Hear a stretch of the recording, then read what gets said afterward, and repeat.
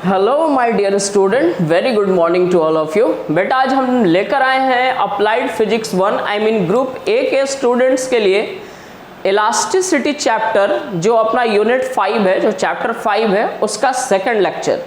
इससे पहले वाले लेक्चर में हम आपको बताए थे इलास्टिसिटी क्या होता है, प्लास्टिसिटी क्या होता है, स्ट्रेस क्या होता है एंड स्ट्रेस के टाइप्स को हमने डिटेल में आपको समझाया था।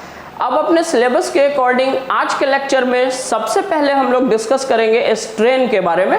तो आप हेडिंग लगा लीजिए स्ट्रेन, ठीक है। स्ट्रेन के बारे में आज हम लोग डिटेल में पढ़ने वाले हैं कि ये स्ट्रेन क्या होता है। बेटा प्रैक्टिकल बोलचाल की भाषा में स्ट्रेन को हम लोग खिंचाव समझ सकते हैं, स्ट्रेच होना समझ सकते हैं। आप कभी कभी क्रिकेट कमेंटेटर से सुने होंगे या किसी भी स्पोर्ट पर्सन्स के बारे में सुने होंगे कि उसके वेन में स्ट्रेन हो गया या मसल में स्ट्रेन है जिसके कारण वो मैच नहीं खेल रहे हैं। तो ये जो स्ट्रेन है इसका मतलब खिंचाव है, कहीं पे वेन खिंच गया होगा या मसल्स कहीं पे खिंच गया होगा जिसकी वजह से पेन हो गया। तो इसको हम प्रैक्टिकल में स्ट्रेन समझते हैं। फिजिक्स में स्ट्रेन ऐसा ही कुछ मिलता जुलता होता है। स्ट्रेन कॉन्फ़िगरेशन में जो बॉडी के स्ट्रक्चर में परिवर्तन होता है, जो चेंजिंग होता है, उसी को स्ट्रेन बोला जाता है, ठीक है। अब कॉन्फ़िगरेशन के आधार पे आई मीन डायमेंशन के आधार पे बॉडी 3 टाइप के होते हैं, 1 dimensional, 2 dimensional and 3 dimensional. 1 dimensional वैसे ऑब्जेक्ट को बोलते हैं, वैसे सॉलिड बॉडी को बोलते हैं जिसमें बच्चा लेंथ के कंपैरिजन में मोटाई और चौड़ाई नहीं होती है। मतलब लेंथ के कंपैरिजन में थिकनेस या उसके पास ब्रेथ नहीं होता है, सिर्फ लेंथ होता है। ब्रेथ और थिकनेस बिल्कुल नेग्लिजिबल होता है। जैसे आप धागा का एग्जांपल ले सकते हैं, बहुत लंबा लंबा धागा होगा, 100 मीटर 500 मीटर का धागा या वायर हो सकता है, लेकिन उसका जो मोटाई चौड़ाई होता है वो काफी कम होता है। तो 1 डायमेंशनल ऑब्जेक्ट में आपका वायर आ गया, थ्रेड आ गया, स्ट्रिंग जिसको बोलते हैं, धागा, रस्सी आप बोल सकते हो, ठीक है। 2 डायमेंशनल ऑब्जेक्ट जिसमें लेंथ और ब्रेथ दोनों होता है लेकिन उसके पास थिकनेस नहीं होता है, जैसे आपके कॉपी का पेज 2 डायमेंशनल ऑब्जेक्ट है बेटा। 3 डायमेंशनल ऑब्जेक्ट आप ले लीजिए, ईटा, ब्रिक 3 डायमेंशनल ऑब्जेक्ट है। लेंथ, ब्रेथ और थिकनेस तीनों कॉम्पेरेबल है, किसी को भी आप इग्नोर नहीं कर सकते हैं। आपका जो क्लासरूम होता है 3 डायमेंशनल ऑब्जेक्ट है, लेंथ भी है, ब्रेथ भी है, थिकनेस भी है। तो स्ट्रक्चर के आधार पे आई मीन बनावट के आधार पे जो आपका ऑब्जेक्ट होता है वो 3 टाइप का हो सकता है, 1 डायमेंशनल, 2 डायमेंशनल या 3 डायमेंशनल। कोई भी डायमेंशन बदलेगा या कोई 2 या तीनों के तीनों डायमेंशन चेंज होगा तब उस बॉडी में स्ट्रेन डेवलप होगा, ठीक है। ये प्रैक्टिकल बात मैंने आपको फील कराया। अब डेफिनेशन एंड डिटेल के लिए आप समझिए कि हम लोग स्ट्रेन को डिफाइन कैसे करते हैं। वेरी सिंपल डेफिनेशन स्ट्रेन का, it is defined as the ratio of change in configuration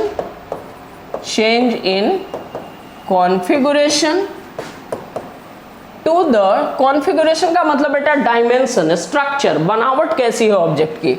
It is defined as the ratio of change in configuration to the original configuration. Change in configuration to the original configuration. ठीक है बच्चा लोग। अब यहां से आप strain का formula लिख सकते हैं। तो स्ट्रेन इज इक्वल टू, आप फॉर्मूला लिखेंगे, ऊपर में होगा आपका change in configuration, change in configuration या डायमेंशन भी आप लिख सकते हैं, कोई कोई बुक में डायमेंशन लिखता है, कोई दिक्कत वाला बात नहीं है। Change in configuration divided by original configuration, change in configuration divided by original configuration, ये फॉर्मूला बन गया अपना स्ट्रेन का, ठीक है। अब इसके बाद बच्चा लोग हम लोग टाइप्स ऑफ स्ट्रेन के बारे में डिस्कस करेंगे कि स्ट्रेन के टाइप्स कितने हैं, टाइप्स ऑफ स्ट्रेन। तो सबसे पहले बेटा 1 डायमेंशन, 2 डायमेंशन और 3 डायमेंशन के लिए अगर हम लोग स्ट्रेन की बात करें तो वन डायमेंशनल ऑब्जेक्ट में लेंथ होता है, लेंथ के कंपैरिजन में उसके पास ब्रेथ या थिकनेस नहीं होता है, सिर्फ लेंथ होता है। तो जो स्ट्रेन डेवलप होगा वो लेंथ में डेवलप होगा। इसीलिए पहला जो टाइप हम लोग डिस्कस करेंगे वो हम लोग डिस्कस करेंगे लीनियर स्ट्रेन। लीनियर स्ट्रेन, ठीक है। इस लीनियर स्ट्रेन को आप लॉन्गिट्यूडनल स्ट्रेन भी बोल सकते हैं। लॉन्गिट्यूडनल स्ट्रेन, लीनियर स्ट्रेन या लॉन्गिट्यूडनल स्ट्रेन। और बच्चा लोग ये लीनियर स्ट्रेन जब भी डेवलप होगा ये वन डायमेंशनल ऑब्जेक्ट में ही डेवलप होगा, ठीक है। अब ये लीनियर स्ट्रेन क्या होगा? तो linear strain one dimensional object में डेवलप हो रहा है, और वन डायमेंशनल ऑब्जेक्ट में अगर कॉन्फ़िगरेशन की बात करें, स्ट्रक्चर की बात करें, तो सिर्फ और सिर्फ लेंथ है। इसका मतलब उसका लेंथ चेंज होगा। तो इसी के आधार पे लीनियर स्ट्रेन जो है आपका, इसका फॉर्मूला बनेगा या डेफिनेशन भी आप बोल सकते हो। लीनियर स्ट्रेन का डेफिनेशन बनेगा, it is the ratio of change in length, जिसको हम लोग डेल एल से डिनोट करेंगे, divided by original length. Change in length divided by original length. Original length को बेटा हम लोग एल से डिनोट कर, ओके। ये है आपका लीनियर स्ट्रेन, जिसको लॉन्गिट्यूडनल स्ट्रेन भी बोलते हैं, और ये वन डायमेंशनल ऑब्जेक्ट में डेवलप होगा। इसका डेफिनेशन होगा, linear strain is defined as the ratio of change in length to the original length, means del L by L. Short में आप बोल सकते हैं डेल एल बाई एल। इतना राइट कीजिए, फिर आगे इसका डिटेल और समझाते हैं थोड़ा एग्जाम्पल देके।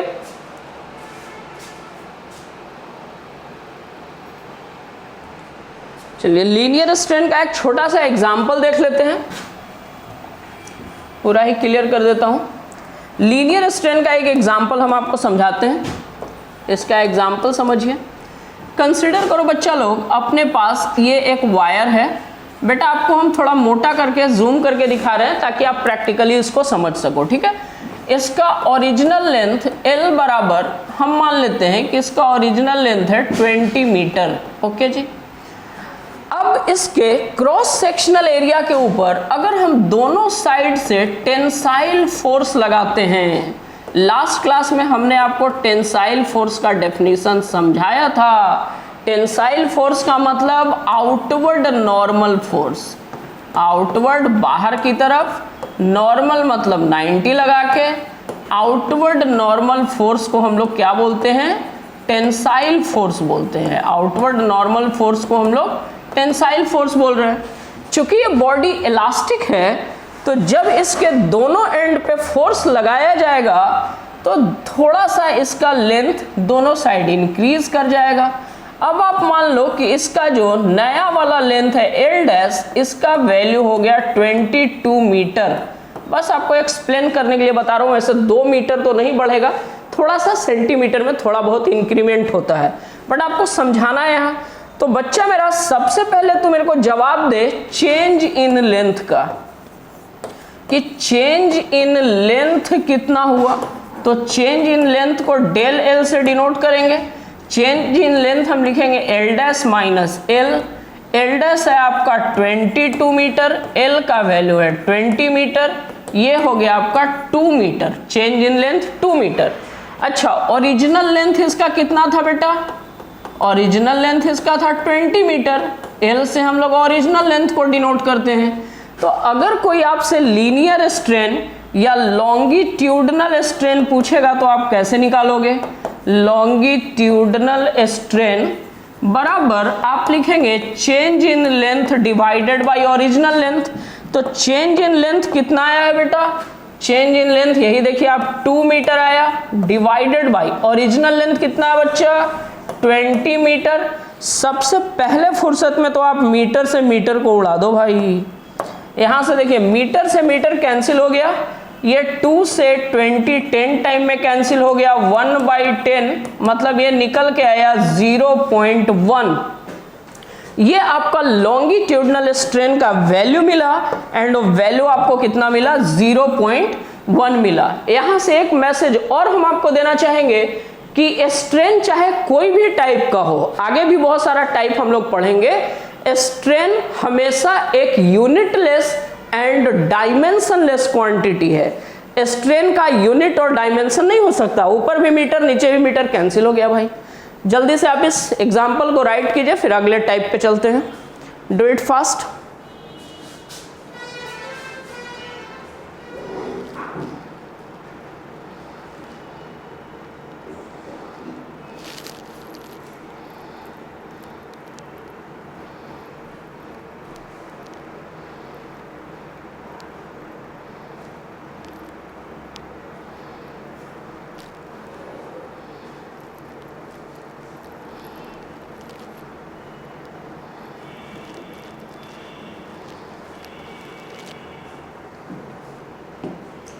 हो गया बच्चा लोग। चलिए सेकेंड जो टाइप हम लोग डिस्कस करेंगे स्ट्रेन का, वो होगा अपना सरफेस स्ट्रेन, जिसको एरिया स्ट्रेन भी बोला जाएगा। सेकेंड हम लोग डिस्कस करेंगे सरफेस स्ट्रेन। सरफेस स्ट्रेन को एक और नाम एरिया स्ट्रेन से भी जाना जाएगा। अच्छा, एरिया किस में होता है? 1 डायमेंशनल, 2 डायमेंशनल या 3 डायमेंशनल, किस में एरिया होता है? तो बेटा एरिया होता है हमारा 2 डायमेंशनल में। जैसे आपके कॉपी का शीट 2 डायमेंशनल है, उसमें लेंथ भी है ब्रेथ भी है, मतलब एरिया है। लेंथ ब्रेथ के कंपैरिजन में उसके पास थिकनेस बिल्कुल नहीं है। अब वैसे बॉडी के ऊपर कोई डिफॉर्मिंग फोर्स लगेगा तो उसका लेंथ भी चेंज होगा, ब्रेथ भी चेंज हो सकता है।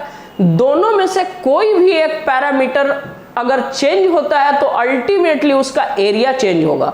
अगर लेंथ भी चेंज होगा तो एरिया चेंज होगा, ब्रेथ भी चेंज होगा तो एरिया चेंज होगा। मतलब 2 डायमेंशनल ऑब्जेक्ट में जो स्ट्रेन डेवलप हो रहा है उसके एरिया में हो रहा है, इसलिए जो अपना सेकंड टाइप है वो है area strain. Very simply area strain का आप डेफिनेशन कैसे लिखोगे, लिख देता हूं मैं। एरिया स्ट्रेन बराबर आप लिखेंगे change in area divided by original area. Change in area divided by original area. Change in area को डेल ए से डिनोट करेंगे, ओरिजिनल एरिया को ए से डिनोट करेंगे। ठीक है, यहां से भी आप समझ सकते हो कि अगर इसका भी आप यूनिट निकालोगे तो ऊपर चेंज इन एरिया का यूनिट ऐसा यूनिट मीटर स्क्वायर, नीचे भी मीटर स्क्वायर, कैंसिल होकर 1 आना है, मतलब यूनिट एंड डायमेंशनलेस क्वांटिटी है। यहां से भी प्रूव हो रहा है। थर्ड जो हम लोग डिस्कस करेंगे बच्चा लोग, थर्ड जो टाइप है अपना वो है वॉल्यूम स्ट्रेन। ठीक है बेटा, वॉल्यूम स्ट्रेन। वॉल्यूम स्ट्रेन को भी एक और ब्यूटीफुल सा नाम दिया जाता है क्यूबिकल स्ट्रेन। अच्छा, ये वॉल्यूम स्ट्रेन या क्यूबिकल स्ट्रेन किस में डेवलप होगा? तो ये 3 डायमेंशनल बॉडी में डेवलप होगा, और 3 डायमेंशनल बॉडी में लेंथ भी होता है, ब्रेथ भी होता है, थिकनेस भी होता है। इसका मतलब कि अल्टीमेटली इसमें वॉल्यूम होता है। अल्टीमेटली इसमें क्या होता है? वॉल्यूम। ठीक है, तो इसके वॉल्यूम में चेंजिंग आएगा, तो देयरफॉर ये जो वॉल्यूम स्ट्रेन होगा इसका डेफिनेशन आप बनाएंगे, it is defined as the ratio of change in volume, ratio of change in volume to the original volume. Change in volume divided by original volume, del V by V इसका formula होगा। जल्दी से right किया जाए, उसके बाद आगे बढ़ते हैं। Do it fast.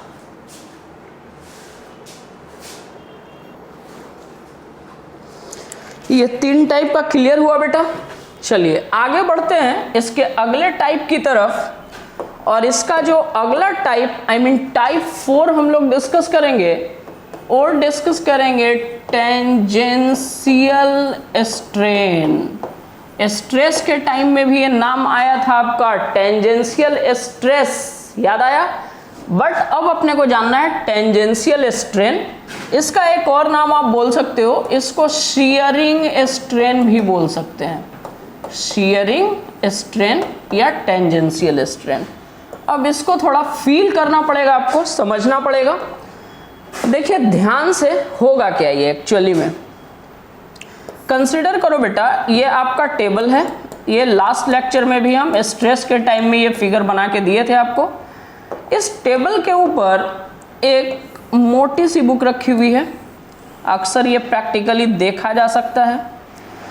इसके सारे फेसेस का हम कुछ कुछ नेमिंग दे देते हैं। ये मान लो ए पॉइंट है, ये बी है, ये आपका सी है और ये डी है। ये जो ए बी फेस है बेटा, ये इसका बॉटम का फेस है, नीचे का बॉटम का फेस है और ये फिक्स्ड है, ये हिले डोलेगा नहीं भाई, अपनी जगह पे ये फिक्स्ड है।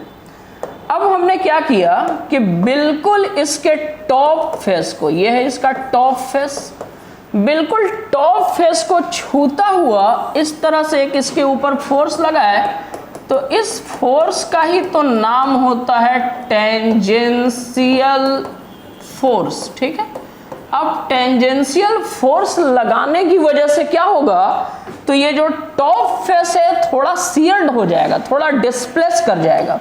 जो टॉप फेस डिस्प्लेस करेगा तो आप कंसीडर करो कि ये डी पॉइंट डी डैश पे चला गया और ये आपका सी पॉइंट सी डैश पे चला गया। मीन्स ये टॉप फेस एक स्मॉल एंगल से सियर्ड हो गया, थोड़ा सा आगे बढ़ गया।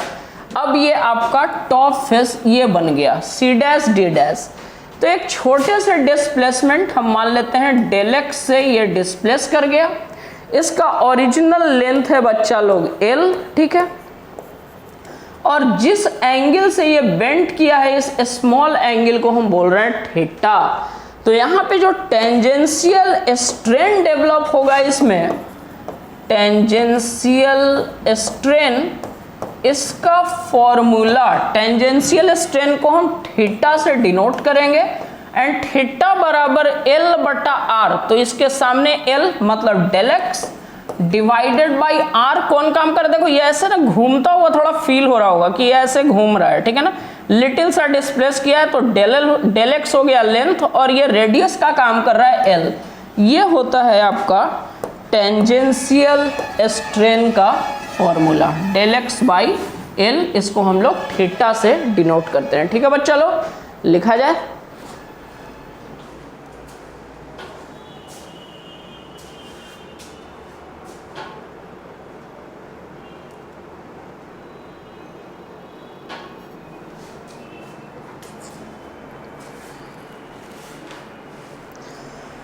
हो गया बेटा, फॉर्मूला भी राइट कर लिया। आई थिंक आप लोग को समझ में भी आ गया होगा। कोई भी स्ट्रेन हो उसका यूनिट नहीं है। ऐसे भी देखिए डेल एक्स एक डिस्टेंस है मीटर, ये भी मीटर, कट के 1 हो जाएगा फिर से। तो ये यूनिटलेस और डायमेंशनलेस क्वांटिटी है, ये आपको माइंड में रखना है। चलिए लास्ट जो हम लोग स्ट्रेन का टाइप डिस्कस करेंगे वो होगा अपना बल्क स्ट्रेन।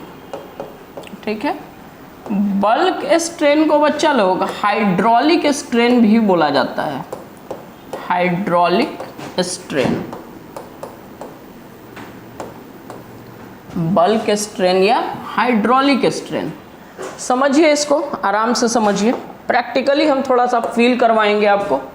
जैसे आप एज्यूम कर लो ये आपका एक कंटेनर है और इसमें पूरा लिक्विड है, कोई भी लिक्विड हो सकता है, कोई भी लिक्विड है, ये पूरा पानी मान लो H2O है।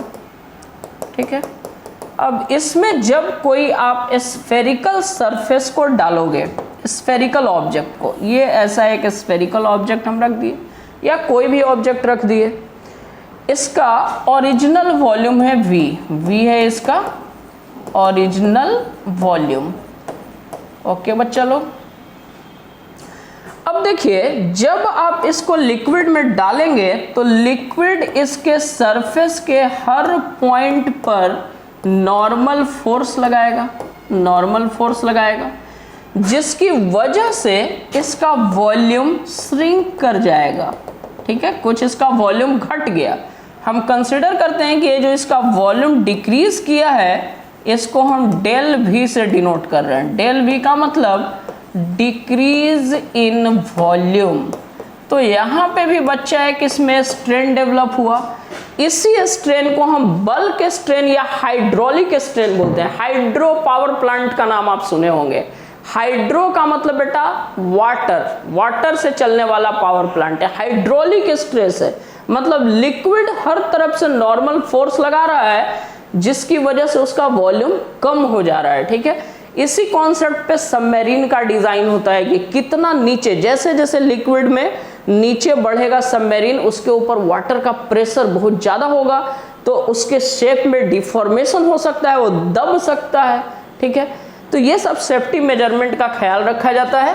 फिलहाल यहाँ से जो आपका फॉर्मूला बनेगा इसका बल्क स्ट्रेन का जो फॉर्मूला बनेगा और decrease in volume minus del V by V.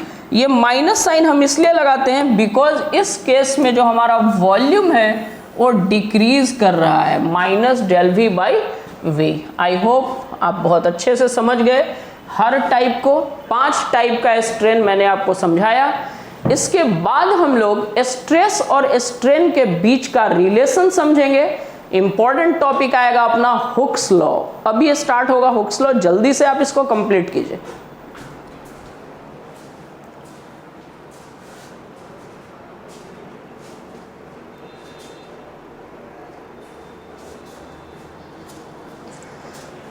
I think आप लोग लिख लिए होंगे। चलिए वीडियो को पॉज करके भी आप लिख सकते हैं, कोई दिक्कत वाला बात नहीं है। अगला जो टॉपिक हम लोग डिस्कस करेंगे बेटा वो है Hooke's law, important for your examination. Hooke's law, Robert Hooke scientist का नाम है। इन्होंने इलास्टिक बॉडी और उसके प्रॉपर्टी का स्टडी किया और स्ट्रेस और स्ट्रेन के बीच में इन्होंने एक रिलेशन स्टैब्लिश किया। उसी रिलेशन को बोला जाता है हुक्स लॉ।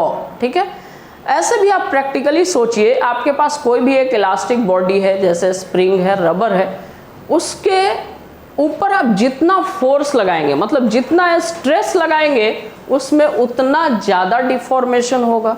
तो उतना ज़्यादा डिफॉर्मेशन होने का मतलब कि उतना ज़्यादा स्ट्रेन डेवलप हो रहा है। तो जितना ज़्यादा आप स्ट्रेस अप्लाई करते हो किसी भी इलास्टिक बॉडी के ऊपर, उसमें उतना ज़्यादा स्ट्रेन डेवलप होता है। ठीक है, तो हुक्स लॉ का जो स्टेटमेंट है, हुक साहब ने बोला था stress is directly proportional to strain. Strain या ऐसे लिख सकते हैं हम इसको, स्ट्रेन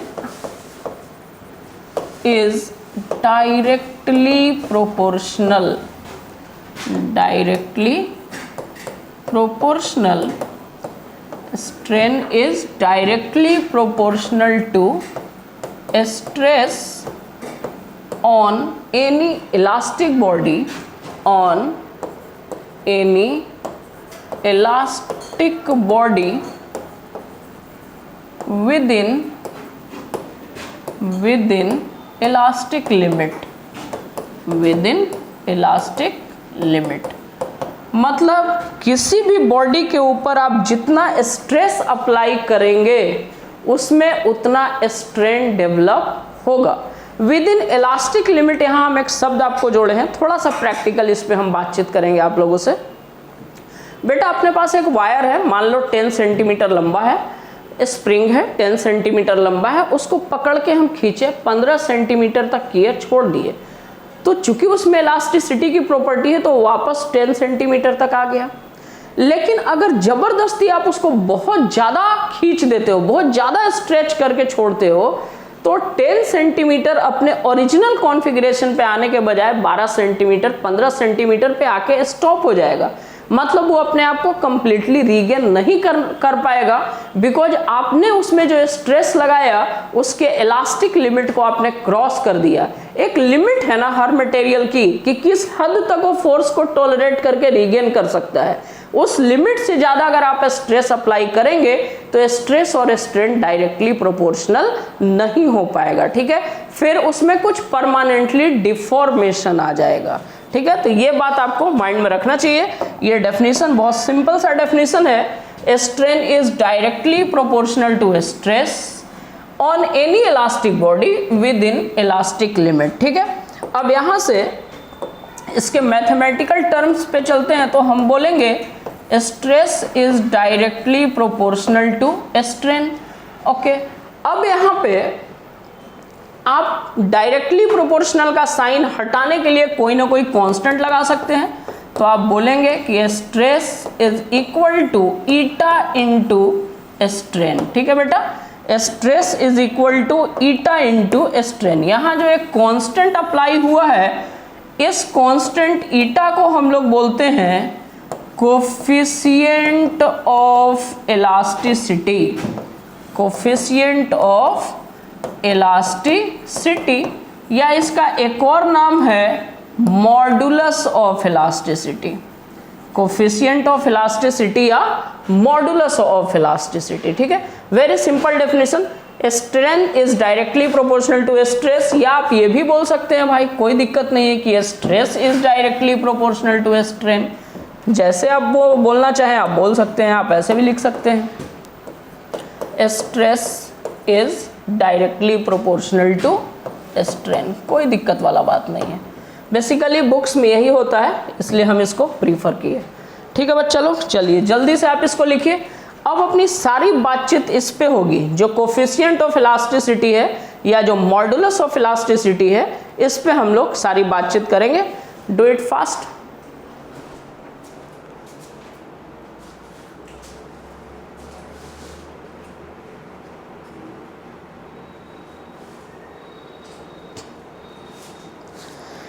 आई होप आप लोग लिख लिए होंगे। चलिए आगे बढ़ते हैं। अब अपना जो मेन टॉपिक हम लोग डिस्कस करेंगे वो होगा coefficient of elasticity. Coefficient of elasticity, या इसका एक और नाम हम आपको बताएं, एक और नाम हमने क्या बताया, मॉडुलस ऑफ इलास्टिसिटी।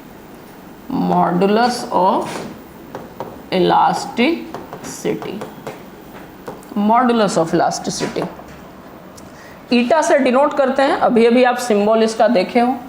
अच्छा, जब मैं आपको हुक्स लॉ पढ़ा रहा था तो अभी मैंने पढ़ाया अकॉर्डिंग टू हुक्स लॉ।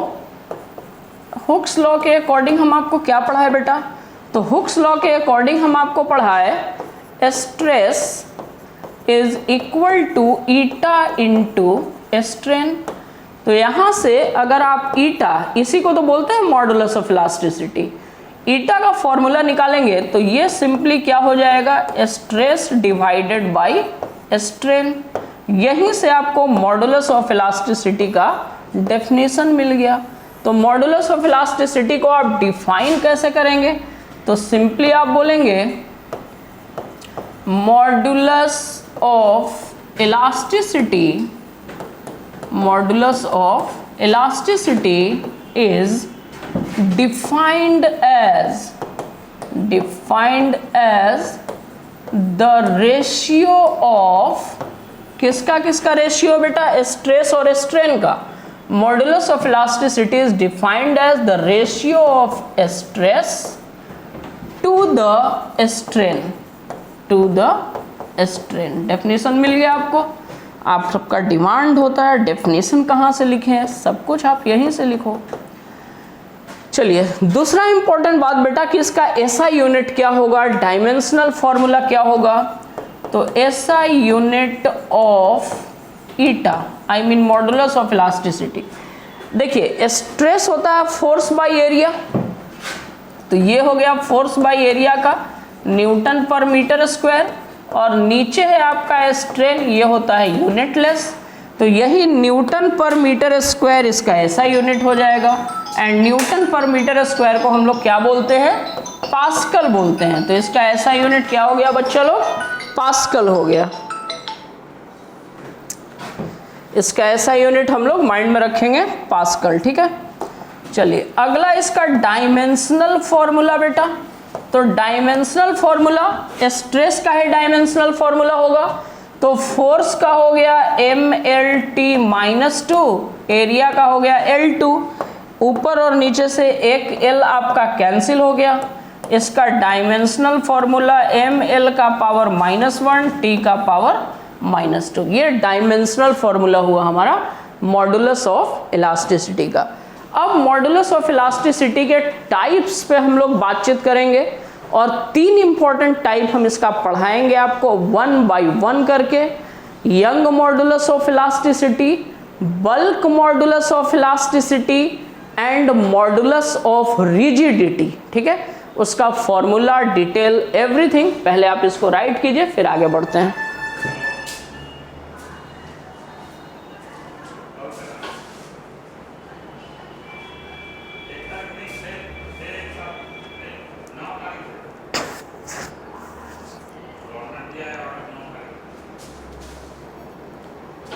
हो गया बेटा।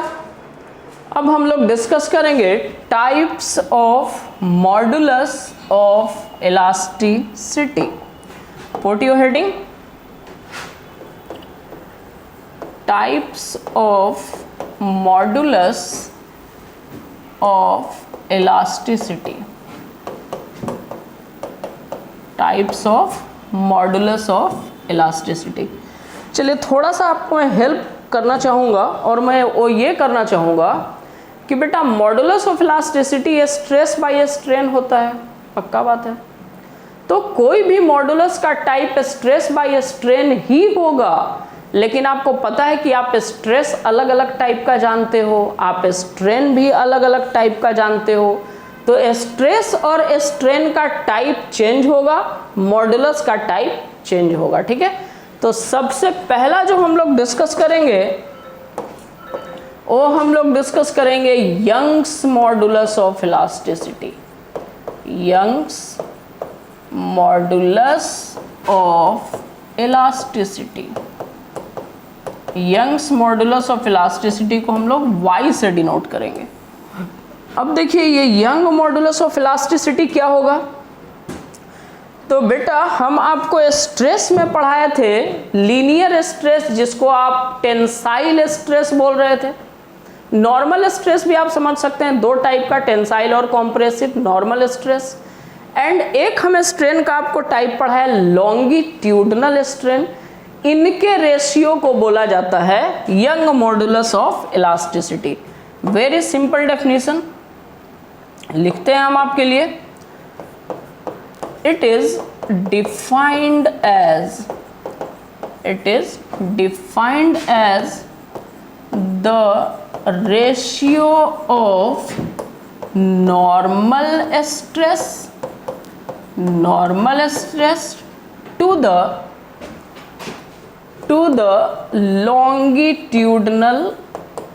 longitudinal strain। अच्छा, कोई कोई बुक में ये भी लिखेगा it is defined as the ratio of normal stress की जगह पे वो लिख सकता है लीनियर स्ट्रेन भी, लीनियर स्ट्रेस भी लिख सकता है, कोई दिक्कत वाला बात नहीं है। लीनियर ही तो था, चाहे टेंसाइल लो या कॉम्प्रेसिव, एक लाइन में फोर्स लग रहा था, तो बुक में लीनियर स्ट्रेस भी लिख सकता है, चिंता करने की बात बिल्कुल नहीं है। अब आते हैं इसके फॉर्मूला पे। तो इसका फॉर्मूला क्या बनेगा बेटा, y बराबर, इसका फॉर्मूला बनेगा नॉर्मल स्ट्रेस, लीनियर स्ट्रेस भी बोल सकते हैं, डिवाइडेड बाय लॉन्गिट्यूडनल स्ट्रेन।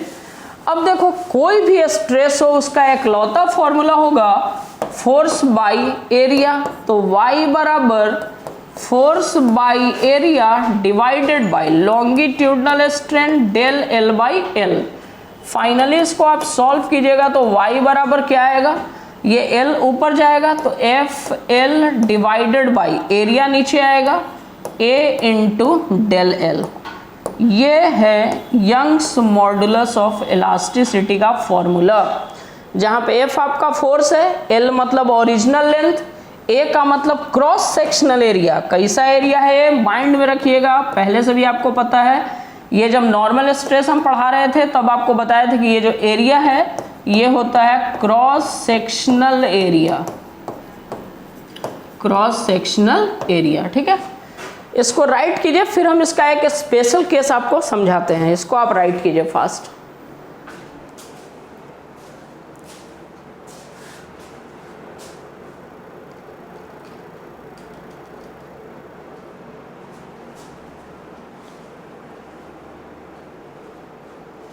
हो गया बच्चा लोग? राइट किए आप लोग? ओके। इसका एक स्पेशल केस हम आपको समझाते हैं यंग मॉडुलस का। एक एग्जांपल से आप समझ लीजिए इसको। कंसीडर करो ये अपना फिक्स सपोर्ट है और इससे एक वायर, थोड़ा जूम करके दिखा रहा हूँ मैं, इस तरह का एक वायर इससे लटका हुआ है ऐसा, ठीक है जी। वायर है भाई, इसका कोई ना कोई अपना मास होगा, तो इसके मास को हम m से डिनोट करेंगे। अब बेटा इसके मास की वजह से जो इस पे फोर्स लगेगा वो जस्ट डाउनवर्ड डायरेक्शन में फोर्स लगेगा, F बराबर mg। इसका जो क्रॉस सेक्शनल एरिया है, ये क्रॉस सेक्शनल एरिया जो है इसको हम A से डिनोट कर रहे हैं। A का मतलब क्रॉस सेक्शनल एरिया। ओके बच्चा लोग। अच्छा बेटा, जब ये फोर्स इस पे लगेगा वेट की वजह से, तो ये ओरिजिनल लेंथ इसका हम मान लेते हैं कि L है। अभी इसका ओरिजिनल लेंथ इधर ही डिनोट कर देता हूँ, यहाँ से यहाँ तक इसका ओरिजिनल लेंथ है L। बट इस फोर्स को लगने की वजह से लिटिल सा ये इलोंगेट करेगा, थोड़ा सा लंबा हो जाएगा, ऐसा फील कराने के लिए थोड़ा बढ़ा के बना रहा है। तो इसके लेंथ में जो चेंजिंग आ रहा है वो आ रहा है del L, change in length. अब इस केस में अगर आपसे यंग मॉडुलस ऑफ इलास्टिसिटी पूछता है, तो यंग मॉडुलस ऑफ इलास्टिसिटी का फॉर्मूला अभी आप पढ़े हैं, FL divided by A into del L। यहाँ पे और ज्यादा अगर तुमको घुमाने का कोशिश करेगा तो डायरेक्ट ये क्रॉस सेक्शनल एरिया नहीं देके इसका रेडियस देगा। जब रेडियस दे देगा बेटा तो इसका एरिया कितना हो जाएगा, pi r square. Cross sectional area का बात हो रहा है वायर का, तो वायर का क्रॉस सेक्शनल एरिया कैसा होगा, सर्कुलर होगा, सर्किल का एरिया। तो सिंपली आप y बराबर फोर्स आपका कितना लग रहा है, mg लग रहा है, mg है, ओरिजिनल लेंथ L है, डिवाइडेड बाई एरिया हो जाएगा आपका pi r square into del L। ये फॉर्मूला लगा के आप यंग मॉडुलस ऑफ इलास्टिसिटी निकाल सकते हैं अगर ऐसा सिचुएशन में आपसे कोई सवाल पूछता है तब। वैसे न्यूमेरिकल कराएंगे, आएगा इस टाइप का भी क्वेश्चन तो करके हम आपको देंगे। इसको आप राइट कीजिए फास्ट। देखते हैं वीडियो का ड्यूरेशन क्या हुआ है, क्योंकि आप लोगों की डिमांड भी होती है कि सर छोटा छोटा वीडियो बनाइए, छोटा छोटा कैप्सूल चाहिए आप लोगों को। एक बार में सच में बोर भी हो जाते होंगे, और देखने का मज़ा तभी है जब आप कंटिन्यू देखें। कुछ टिप्स जो हम आपको स्टार्टिंग से देते आए हैं, और टिप्स ये है कि आप मेरे साथ साथ नोट्स बनाते चलिए, ठीक है।